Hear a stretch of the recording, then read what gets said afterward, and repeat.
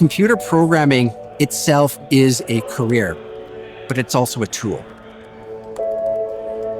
The questions that it can answer are limited by your imagination. The computer programming program that we're teaching here is going to prepare a student to use the ideas that they learn in class and apply it to creating applications or creating programs in the workforce, or to supporting programs that already exist.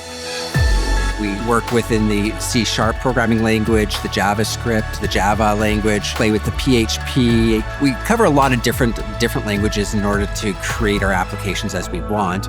We also take a look at user experience theories and ideas on how to create a good application. We take a look at system security. We take a look at network applications. We take a look at an operating systems themselves. We cover a lot of different courses that are just around the idea of a computer programmer. Instead of being specialized in one field or another, they can come in and get an introduction to many different ideas. And using those many different ideas, they can then go and expand once they enter into the workforce and specialize as they want to.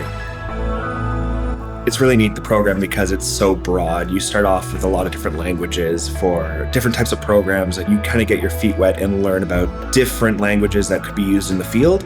So it's kind of like a smattering of a bit of everything, which is really nice. And it's from the ground up. So if you don't have any previous programming experience, like I didn't, you kind of hit the ground running, and it's pretty approachable for someone who has limited to no knowledge of it. It's a very technical course.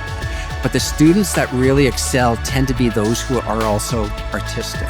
So combining a very technical idea and the artistic, being able to take pieces and merge them together and say, what would happen if I did this?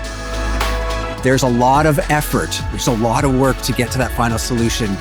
But by the time you finish climbing that mountain and you stand on the top, it's like, I did this.